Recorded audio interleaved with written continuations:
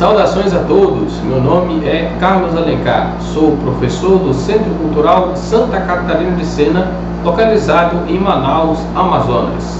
Esta é a aula inaugural do nosso curso sobre Cultura da Vida, que a gente aqui no Centro Cultural Santa Catarina de Sena decidiu lançar em virtude dos últimos acontecimentos que tem acalorado o famoso debate sobre o aborto aqui no nosso país. Nós vamos querer estar conversando um pouco com vocês, nossos espectadores, a respeito do que é a cultura da vida, quais são as ameaças que a cultura da vida vem enfrentando no Brasil e no mundo e o que você e eu, enquanto católicos, devemos saber e devemos fazer para que a gente possa cumprir os nossos deveres morais com relação a essa agenda que é tão importante. Só para dar um pouquinho das minhas, entre aspas, credenciais para vocês, eu sou advogado com especialização em Direito Processual Civil, sou graduando em licenciatura em História, perseguindo o sonho de migrar para a sala de aula, e sou coordenador já há alguns anos aqui em Manaus do Núcleo de Estudos Provida. A gente reúne profissionais de diversas áreas do conhecimento, seja do direito, da medicina, da enfermagem, da psicologia, da pedagogia, os que eu estou conseguindo lembrar de cabeça agora, e a gente estuda tudo aquilo que diz respeito à cultura da vida, a sua contrafação, que é a cultura da morte, e o que nós, especificamente, enquanto cristãos, enquanto católicos, podemos fazer para que a cultura da morte não avance sobre a cultura da vida e para que a cultura da vida se fortaleça no curto, médio e longo prazo. E vejam os senhores que eu estou falando especificamente sobre cultura da vida e cultura da morte. Não estou falando, por exemplo, sobre aborto. O aborto, ele é um problema que está inserido dentro da promoção de um outro problema, que é o da promoção da cultura da morte. Então, o nosso curso ele não vai tratar especificamente do problema do aborto, ou especificamente do problema da eutanásia. A nossa preocupação é trazer estas realidades e ainda outras que eu vou citar posteriormente dentro de um todo maior, que é um todo cultural. E para que a gente possa entender a abordagem que eu quero realizar com os senhores, primeiro a gente precisa discutir um pouquinho a respeito do que é a cultura para fins deste nosso curso. Então a primeira pergunta que a gente vai tentar se responder agora é o que vem a ser a cultura. Vejam, quando eu falo de cultura, existem vários conceitos possíveis no meio acadêmico a respeito da ideia de cultura. Nos tempos mais atuais, digamos assim, se popularizou a ideia da cultura como a descrição geral dos costumes de um povo, de uma sociedade. Esse é um conceito influenciado largamente pela antropologia, que vai tentar dizer para nós que quando eu falo de cultura, eu estou falando de todas as manifestações materiais e imateriais de uma sociedade. Então inclui a dança, inclui aquilo que a gente come, aquilo que a gente veste, os nossos valores também entram dentro dessa questão cultural, e esse é o conceito mais popular na academia nos tempos atuais, digamos assim. Esse não é o conceito de cultura que a gente vai trabalhar aqui no curso. O conceito que nós vamos utilizar é um conceito um pouco mais clássico e que diz respeito à noção principalmente de escolha. Quando a gente fala de cultura, o pessoal que é da área da agricultura ou das áreas que lidam com a criação de coisas que crescem, vai lembrar que cultura tem uma outra conotação mais clássica que diz respeito a fazer crescer. Então, você tem a cultura do vinho, você, no caso a cultura da uva, né, que vai fazer o vinho, você tem a cultura da maçã, você tem a cultura do arroz, etc. Então diz respeito muito mais àquilo que nós escolhemos fomentar, aquilo que nós escolhemos fazer crescer, do que simplesmente uma descrição das coisas que estão aí postas. Então, o conceito de cultura que a gente vai utilizar dentro deste curso diz respeito àqueles hábitos, aqueles costumes, aqueles valores que uma sociedade, em determinado momento, escolhe fomentar, escolhe cultivar, escolhe preservar e passar adiante à geração seguinte num processo de criação da identidade de um povo. Então é isso que eu gostaria que vocês tivessem em mente toda vez que eu falar sobre cultura aqui dentro desse curso. Esta noção de cultura, além de ser a mais clássica e, portanto, no meu parecer, ser aquela que vem menos contaminada pelos desvios que se instalaram na academia já há muito tempo, ela também tem a vantagem, para fins deste curso, de nos recordar sempre que a cultura não é resultado simplesmente de algo que brota espontaneamente do seio social.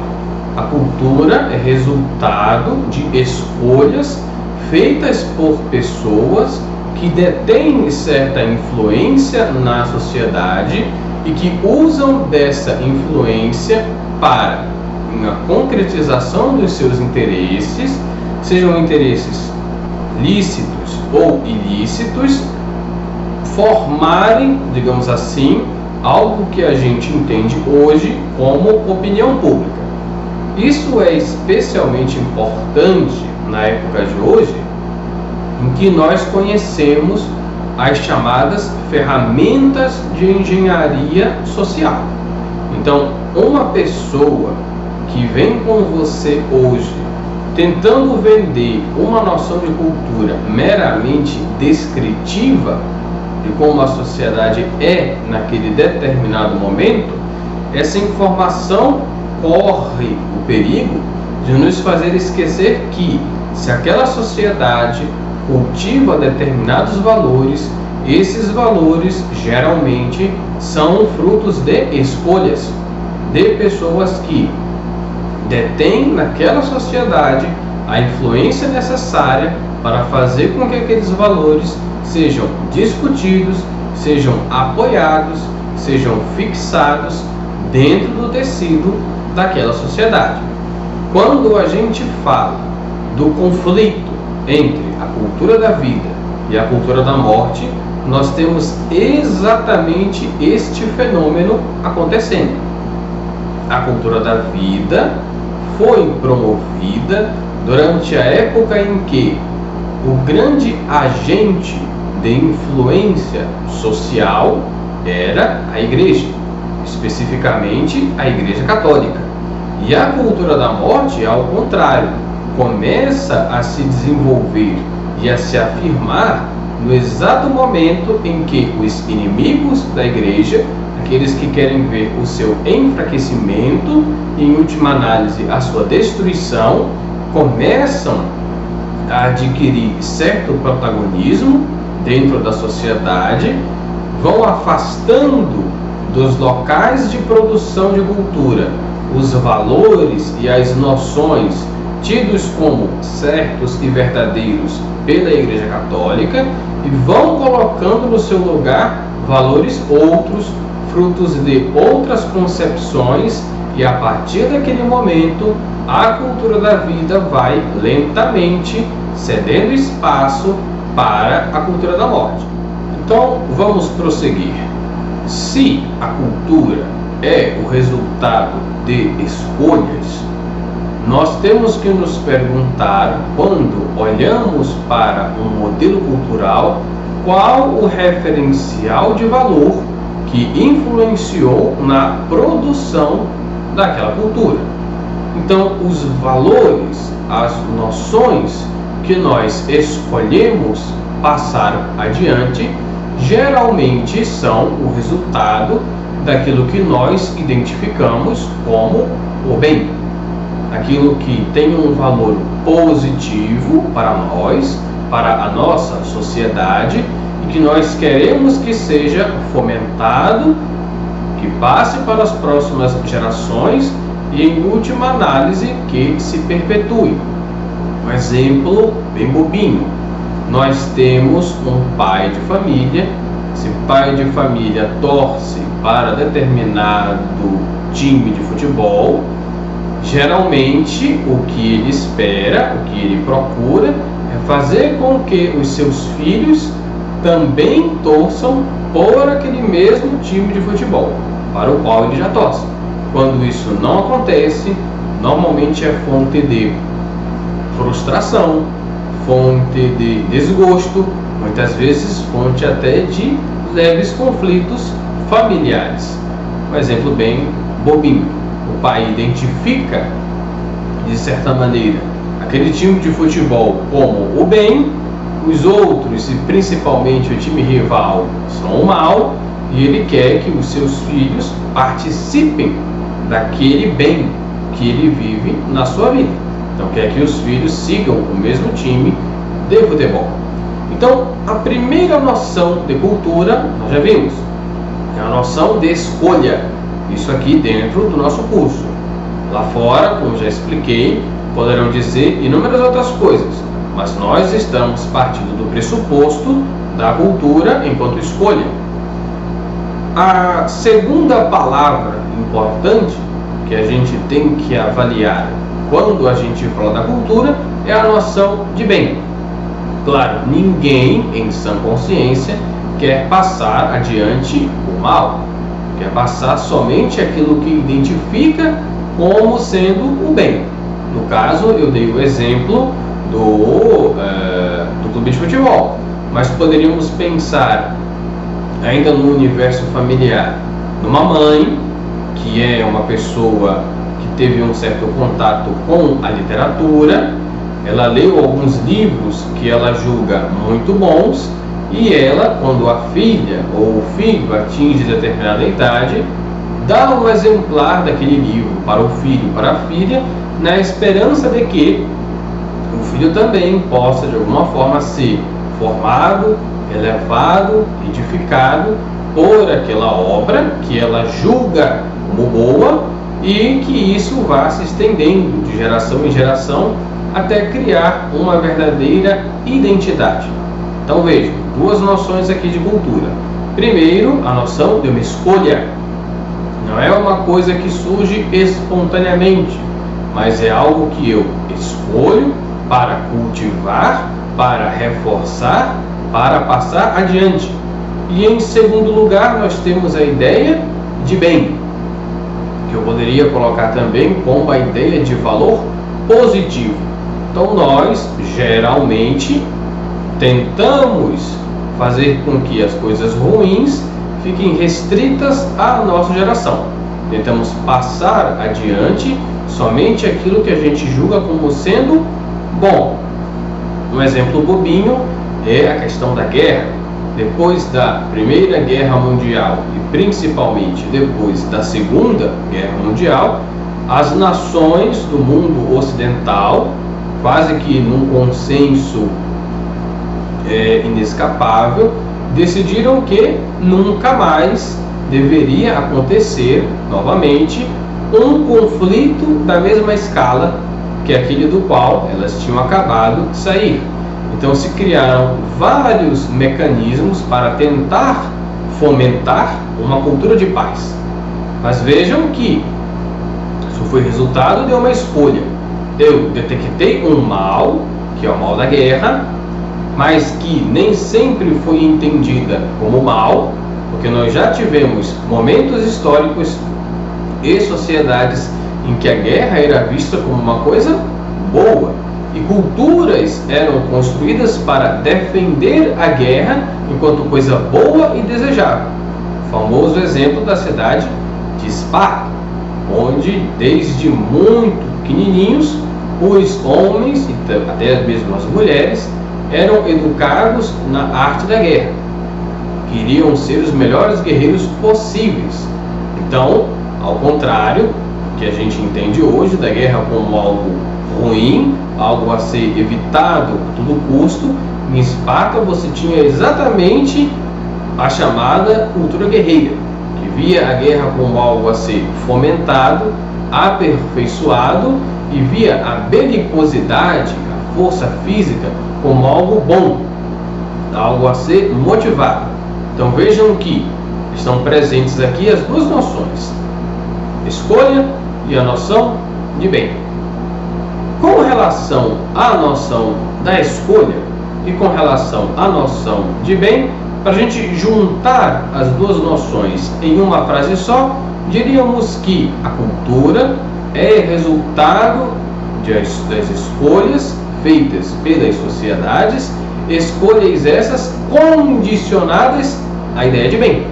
Então, aquilo que os povos, ou antes, os influenciadores destes povos enxergam como bem, é aquilo que vai ser fomentado, cultivado e passado adiante como cultura dentro da sociedade. De tudo isso que foi afirmado, nós já podemos então concluir que a cultura da vida é aquela na qual esse valor vida, é escolhido, olhado como uma coisa boa, e justamente por isso ele é fomentado, ele é ampliado, ele é protegido, ele é resguardado. E ao contrário, na cultura da morte, não que propriamente se vá considerar a morte como uma coisa boa, mas esta noção da vida como uma coisa boa, uma coisa com valor em si mesma, uma coisa que merece ser difundida, propagada, fortalecida, essa mesma noção vai aos poucos sendo minada, e o que a gente vai vendo são cada vez mais situações em que o valor vida vai perdendo espaço para outros valores que com ele vão disputando dentro do discurso social, e cada vez mais ele vai saindo do topo da pirâmide dos valores, como acontece numa cultura de vida, e vai sendo progressivamente relativizado, a tal ponto que já não se reconhece mais aquele cenário cultural próprio de uma cultura da vida. Quando isso acontece, e particularmente quando isso se aperfeiçoa, a gente tem a chamada cultura da morte. Vamos avançar agora para um próximo nível dentro desta nossa introdução. A gente já viu que a cultura da vida é aquela que reconhece essa mesma, a vida, como algo digno de proteção. Portanto, não permite que a gente atente injustificadamente contra esse valor, o valor vida. E ao contrário, a cultura da morte é aquela em que a vida vai perdendo valor dentro do discurso social, vai perdendo valor para outras noções, para outras coisas que vão se enxergando como valores, que vão se afirmando de uma maneira tal que a vida começa a ser relativizada em prol deles. E aqui a gente pode colocar vários exemplos: a riqueza, a ausência de sofrimento, o bem-estar material, o bem-estar psicológico e por aí vai. Aí são coisas que a gente vai aprofundar em um outro momento. Por hora, estamos trabalhando essas noções introdutórias. Então, a escolha consciente daquilo que eu enxergo como um bem. Veja, é natural do ser humano que ele queira fomentar, que ele queira proteger e que ele queira fruir daquilo que ele enxerga como um bem. Vejam que aqui nós não estamos sendo relativistas. Não estou afirmando que É válida uma escolha individual e é válida uma escolha cultural, desde que ela seja feita de boa fé. Então, a pessoa ou a sociedade, ou mais precisamente as pessoas com influência dentro da sociedade, julgam algo como bom, ou julgam que algo ali está presente o bem, fomentam aquele ali e está tudo certo porque é o que aquelas pessoas consideram como o bem. Também não vai dar certo aqui. Temos agora que chegar e apresentar mais um conceito que vai ser importante para que a gente entenda os pressupostos intelectuais desse curso e possa avançar sabendo em que solo que nós estamos pisando. Então, vejam bem, com relação à ideia do bem, existem algumas posturas dentro da filosofia e dentro da teoria do conhecimento sobre a pergunta se o homem é capaz de fato de enxergar o que seria o bem, se o homem é capaz de enxergar o que seria a verdade. A noção da qual nós partimos nesse curso, enquanto cristãos, é a noção objetivista. Então, para nós, no Centro Cultural Santa Catarina de Sena, em consonância com a fé católica e em consonância com as teorias de determinados filósofos, o homem, utilizando-se da sua razão, pode sim descobrir, pode enxergar e pode até mesmo, agora já auxiliado pela graça de Deus, realizar o bem. É diferente do pensamento das correntes filosóficas que a gente vê surgirem mais ali para o século 17, 18 até os dias atuais, que negam que o homem seja capaz de descobrir, apreender e imitar o bem. E aí você cai no famoso relativismo. Cada um enxerga o bem sob determinado aspecto, mas ninguém o possui na sua totalidade e por isso ele não pode ser imposto à sociedade. O que pode ser imposto é unicamente esta noção de que o bem absoluto não pode ser encontrado, não pode ser participado e por isso não pode uma escolha cultural, uma escolha valorativa ser imposta à sociedade, senão a escolha da tolerância, do relativismo, do igualitarismo entre as várias espécies diferentes de escolhas do bem, portanto escolhas de valor cultural e moral, dentro de uma determinada sociedade. Nós aqui não partimos dessa noção. Para nós, enquanto cristãos, enquanto católicos, é muito claro que o homem, quando julga, utilizando-se a reta razão, pode descobrir onde está o bem das coisas. Se ele for então um cristão que, além da razão, conta com a graça de Deus, então, muito mais profundamente e com muito mais facilidade, ele poderá sim identificar onde está o bem, não somente o bem relativo, mas o sumo bem, a verdade absoluta, que é Deus, e a partir daquilo que ele recebe de Deus, ordenar todas as coisas, inclusive o ordenamento jurídico, o ordenamento social, o ordenamento cultural, segundo o verdadeiro bem. Não o bem subjetivo, aquilo que eu acho, aquilo que eu enxergo, que é o bem, mas o bem objetivo, que de fato está na realidade, que pode ser encontrado. Então aqui de novo, a cultura enquanto escolha. Aqueles que escolhem acreditar que o bem pode ser encontrado em definitivo, tendem a construir um determinado tipo de cultura. Aqueles que não acreditam nisso, mas acabam caindo no relativismo, tendem a construir um outro tipo de cultura. Então a gente não consegue avançar na discussão, não consegue entender o que está em jogo sem avançar para essas águas um pouco mais profundas. Então, uma cultura como é a cultura cristã, acredita que a gente pode encontrar o bem. E não só pode encontrar o bem, como pode fazer com que esse bem seja participado das outras pessoas. Agora veja, tanto nós cristãos quanto os não cristãos, ambos estamos no uso da razão, porque o homem é um animal racional.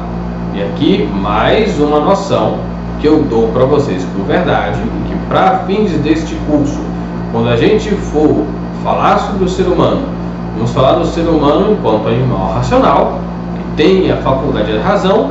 Se bem utilizada, o homem consegue facilmente perceber, por exemplo, que o aborto é uma coisa errada, que portanto não pode ser promovido. O que a gente vê, porém, é que os homens, nos nossos tempos, não enxergam mais isso com facilidade. E existe uma razão principal para a qual isso acontece, da qual derivam as razões secundárias. A razão principal pela qual isso acontece é o pecado. O pecado deturpa a razão natural, fecha o contato do homem com a razão sobrenatural, e assim esse homem, privado do correto uso da sua razão, não consegue de fato enxergar onde o bem está, ou o que ele deve fazer. E aí, se você multiplica o número destes homens até atingir uma massa crítica dentro da sociedade, e se especialmente você permite que essas pessoas ocupem postos-chave no governo, na produção da cultura, na produção das leis, na produção da arte, na produção, enfim, dos valores que compõem a cultura de um povo, naturalmente você vai ver, pouco a pouco, o enfraquecimento de uma cultura da vida onde ela existe e o fortalecimento de uma cultura da morte. Muito bem, agora que vocês já estão conscientes das escolhas que a gente fez aqui neste curso para poder desenvolver o nosso raciocínio, só quero deixar uma última coisa muito bem clara. Vocês estão percebendo que as nossas escolhas são escolhas que se identificam com os valores cristãos, especificamente os valores da Igreja Católica. Então, as noções filosóficas que a gente trouxe aqui, todas elas fazem parte do pensamento tradicional da Igreja. Eu não vou aqui desenvolver por que esses pensamentos é que são verdadeiros e por que os pensamentos dos relativistas ou dos ateus ou dos iluministas, porque estes pensamentos são falsos e não merecem a nossa credibilidade, senão quando eventualmente fizer alguma referência a figuras históricas e tenha de adentrar no seu pensamento. O que eu queria nesse primeiro momento era jogar limpo com vocês. Vejam que nós temos um conjunto de opções, de pressupostos para este curso, que são os mesmos pressupostos dos quais parte a Igreja, na defesa da cultura da vida. Isso não significa que o argumento em prol da cultura da vida, ou que a própria cultura da vida seja uma cultura eminentemente religiosa. Não é isso que se afirma. O que se afirma é que nós, enquanto religiosos, partimos de certas opções, certas noções, certos pressupostos teóricos que já existiam, inclusive antes de o cristianismo existir enquanto religião histórica, e que foram aproveitados e absorvidos pelo cristianismo, porque se trata daqueles pressupostos históricos, filosóficos, que se coadunam com o que nós chamamos de a revelação.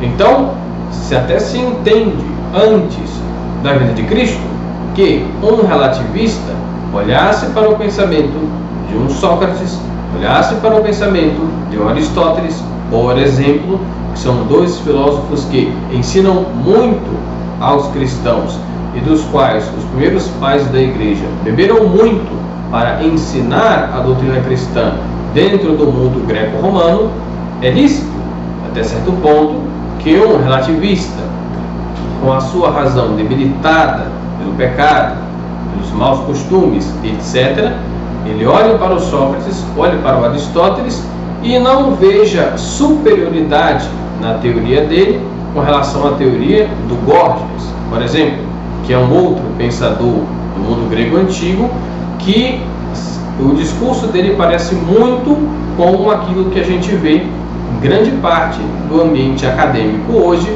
principalmente naqueles círculos, naqueles autores vinculados ao chamado pós-modernismo. Mas não é meu objetivo aprofundar demais isso aqui com vocês. Meu objetivo é mostrar que a gente está partindo de escolhas que são escolhas que, sim, mais lá para frente vão sustentar uma posição religiosa, mas que não é necessário ser religioso para adotar estas posições. Trata-se de escolhas filosóficas de homens que não conheciam a Cristo e que tiveram determinadas conclusões que, por óbvio, depois o cristianismo absorveu, trabalhou e ajudou, inclusive, na divulgação do pensamento desses autores, mas que, repito, são autores pré-cristãos. Tudo isso para dizer que, em um primeiro momento, alguém poderia objetar e dizer que a posição de um pró-vida é uma posição religiosa e, portanto, seria uma posição irracional. Na verdade, não existe nada disso.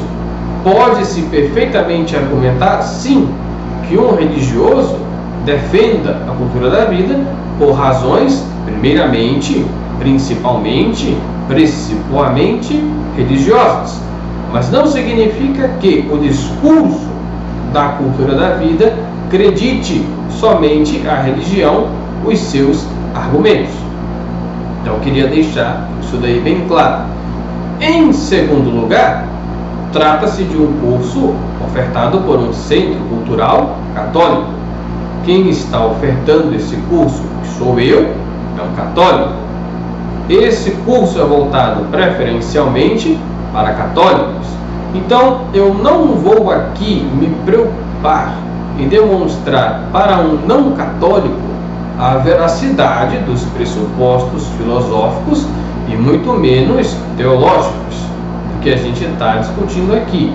Vamos partir do pressuposto de que tudo isso, as noções básicas que a gente encontra no Sócrates, no Aristóteles, no Platão e principalmente nos Evangelhos, vamos partir do princípio de que tudo seja verdade. Quando um dia, quem sabe, a gente fizer um curso de apologética, aí sim é o local apropriado para discutir a veracidade dos principais pressupostos que nós estamos usando aqui. Mas por agora eu vou precisar da colaboração de vocês, como eu sei que você já tem fé, nenhum de vocês, claro, vai questionar que Jesus é Deus, por exemplo, e que a palavra do Cristo e que a Sagrada Escritura traz a verdade. Então, que bom, não é minha preocupação convencer ninguém disso no momento. Minha preocupação é sim, a partir de tudo aquilo que a gente já conversou e do que a gente vai conversar ainda, atingir o estado da questão da cultura da vida atualmente e, como eu disse no início, o que nós católicos, católicos bem específico, podemos fazer com relação a isso. Então vamos prosseguir. Quando a gente olha para o livro de Gênesis, uma das coisas que salta aos nossos olhos é que Deus, após ter criado as coisas, olhou para elas e viu que elas eram boas. Isto traduz uma noção presente no pensamento cristão e também presente no pensamento de muitos filósofos gregos. O ser das coisas é algo bom. É melhor que algo exista do que algo não existir. Então, o universo existe e, com todos os seus problemas, digamos assim, ainda é melhor que ele exista do que se ele nunca tenha existido. Então, os cristãos, inspirados em várias passagens, no Gênesis, em outros locais, e uma grande parte dos filósofos gregos, já tinham a noção de que o ser é algo mais especial do que o não ser. Algo é mais importante, é mais valioso e é preferível a coisa nenhuma. Então, quando a gente lê o livro do Gênesis, a gente vê que Deus, agora partindo explicitamente da revelação cristã, a gente vê que Deus, depois de criar as coisas, chamou tudo de bom. A primeira noção específica da cultura da vida, portanto, é: tudo que foi criado, o ser das coisas é bom.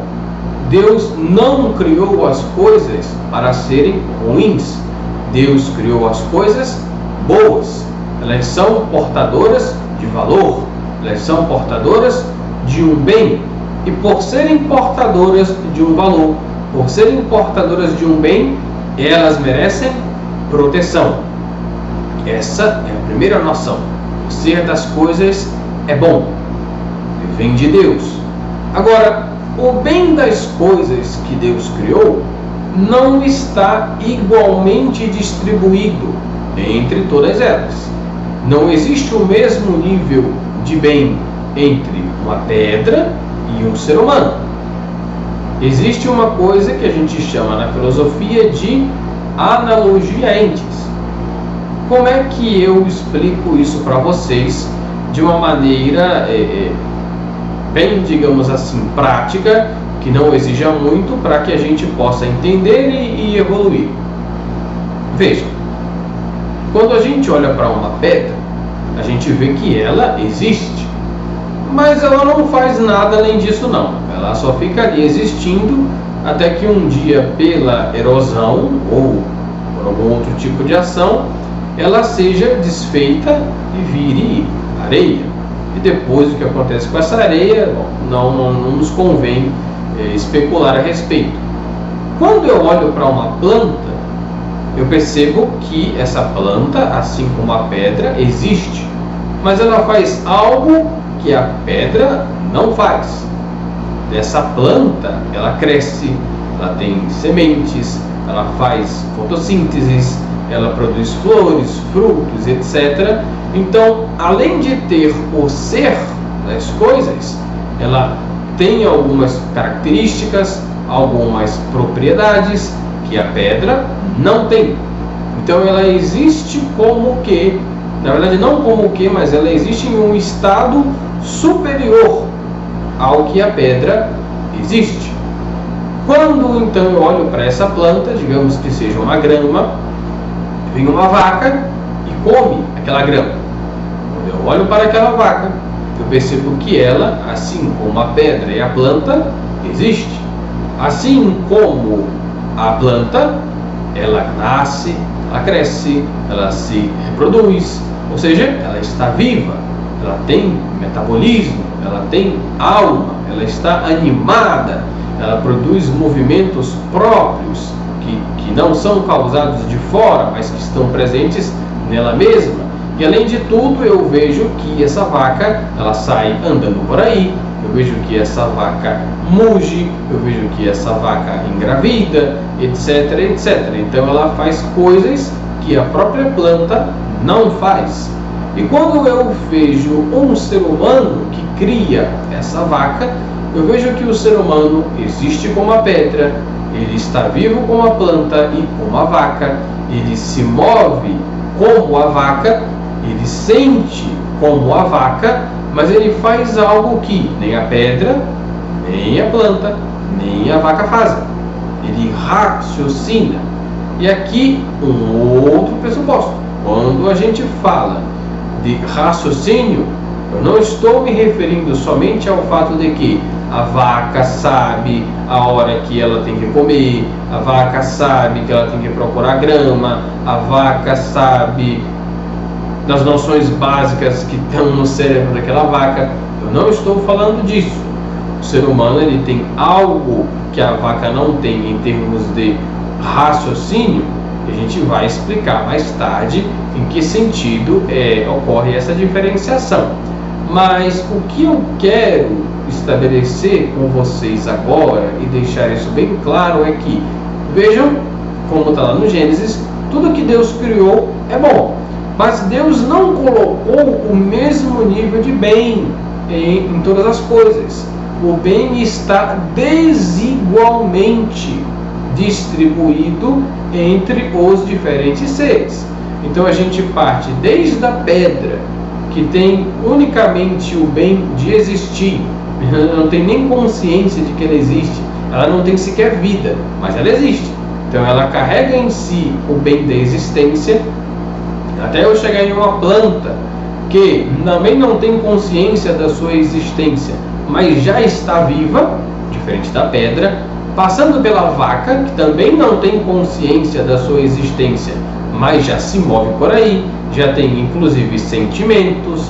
É mais fácil quando a gente usa o exemplo do cachorro, né? O cachorro não tem consciência da existência, mas assim como a vaca, ele tem sentimentos.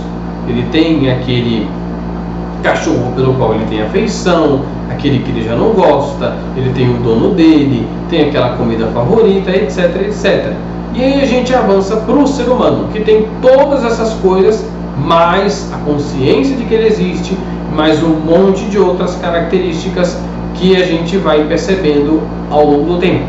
Então vejam que o ser humano foi cumulado de muitos bens que não foram dados ao resto dos seres da criação. Então o bem está desigualmente dividido entre a criação. E daí você percebe que existem seres, valores, parcelas concentradas do bem mais dignas de defesa, de promoção, de fomento do que outras. Quando a gente olha para o bem que é a vida, a gente percebe que eu não posso, por uma questão de justiça, atentar contra aquele bem sem uma justa causa. Quando eu chego na vida humana, essa noção atinge a sua máxima força. Eu estou falando de uma vida que concentra o máximo de bem que a gente encontra dentro da criação. Então aqui eu já estou percebendo a vida como um valor, e dentre as diferentes vidas com valores, a vida humana com um valor todo especial dentro desse universo das coisas vivas, devido à grande concentração de bem que uma alma humana encerra. Quando a gente chega então no período explicitamente cristão, essa noção da vida humana como um grande bem atinge o seu pico. Nós cristãos acreditamos que Deus, que criou o universo inteiro, o mantém, o sustenta no ser, se encarnou e assumiu a forma de um ser humano. Então a nossa vida, que já era acumulada de bens, muitos desses bens, é verdade, eles foram diminuídos pelo pecado original e depois pelo pecado pessoal de cada um, mas nós cristãos cremos e sabemos que Jesus Cristo, Deus, assumiu a forma de um homem, devolveu-nos a dignidade perdida no Éden e ainda por cima nos enriqueceu de muitos outros dons e nos convida a um dia estar com Ele na pátria celeste. Então, dentro do cristianismo, a noção de valor da vida humana atingiu um nível nunca antes atingido em nenhuma outra cultura. E à medida que o cristianismo foi se espalhando também essa noção muito alta a respeito do valor de uma vida humana. Então, é claro, Uma cultura, quando a gente fala cultura da vida, não é a cultura da vida de maneira indiscriminada. Não é que vá se respeitar a vida humana no mesmo nível que se respeita a vida de uma joaninha. E não vai se respeitar a vida da joaninha no mesmo nível que se respeita a vida de um alface. O que se quer dizer é que, à medida em que esta vida vai concentrando mais e mais bem, ela vai se tornando mais e mais valiosa.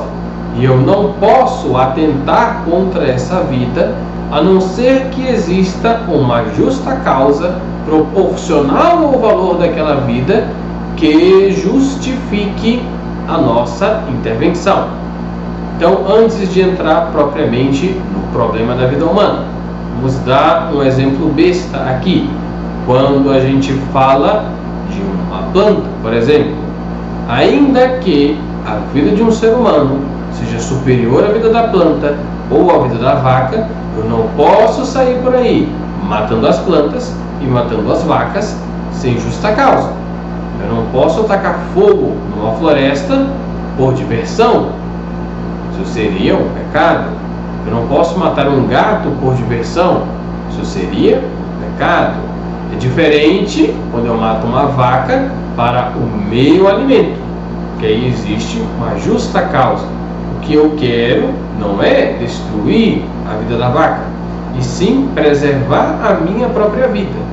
E como a minha vida é de uma natureza tal que eu não faço fotossíntese, eu preciso comer outras vidas para prolongar a minha própria. Então, neste caso, é lícito que eu sacrifique aquele animal para garantir a minha própria subsistência. Um exemplo bem simples, só para vocês entenderem um pouco do que a gente está falando aqui. Volto agora ao exemplo da vida humana. A vida humana para os cristãos, e de novo, não só para os cristãos, mas para muitos filósofos da antiguidade, representa a máxima concentração de bem dentro do mundo visível, por causa do caráter racional da alma humana que contempla o universo e não é encontrado, até onde nós sabemos e até onde nós fomos, em nenhum outro ser dentro do universo material. Muito bem. Surge então o problema. Quando começa a tal da vida humana? Porque o que nós estabelecemos aqui, sendo a vida humana a máxima concentração de bem que a gente encontra deste lado do universo material, eu não posso atentar contra essa vida, a não ser que exista uma justa causa. No caso de uma vida que concentra tanto bem, só poderíamos imaginar uma justa causa gravíssima, sobre a qual ainda vamos discorrer em aulas posteriores. Mas é importante, de fato, a gente se questionar onde começa, então, a vida propriamente humana. Pois parece razoável, num primeiro momento, pensar que, se não se trata de uma vida humana, então é claro que o leque de situações nas quais se poderia finalizar esta vida havendo justa causa seria muito maior, e a partir do momento em que temos de fato uma vida humana, então este leque, ao contrário, vai se estreitando cada vez mais até atingir, dentro da moral, um número de cláusulas muito específico e inclusive de difícil concretização. Nos dias de hoje eu chegaria a afirmar. Bom, meu objetivo com vocês nesta primeira aula introdutória era deixar bem clara estas noções mesmo. Peço desculpas pelo caráter talvez um pouco difícil, talvez um pouco maçante deste nosso primeiro encontro. Meu objetivo principal era, de fato, esclarecer onde é que nós estamos pisando, qual que vai ser o caráter deste curso. Na próxima aula, quero continuar com vocês a partir de onde nós paramos, que é justamente tratando este problema de quando a vida humana começa, nos dar uma contextualização dentro do cristianismo a respeito deste fato. Vamos avançando para ver as concretizações da cultura da vida e como é que esse modelo cultural começou a ser contestado por um outro tipo de cultura que, na verdade, a gente vai ver que não era tão novo assim quanto eles costumam afirmar. Eu sou Carlos Alencar, para o Centro Cultural Santa Catarina de Sena. Peço a Deus, por intercessão da Santíssima Virgem, que se digne abençoar todos nós, você, a sua família, os seus projetos que estiverem dentro da vontade de Deus. Desejo um apostolado frutuoso, a conversão da sua alma, o perdão dos seus e dos meus pecados também. Em nome do Pai, do Filho e do Espírito Santo. Amém. Um abraço e até a próxima.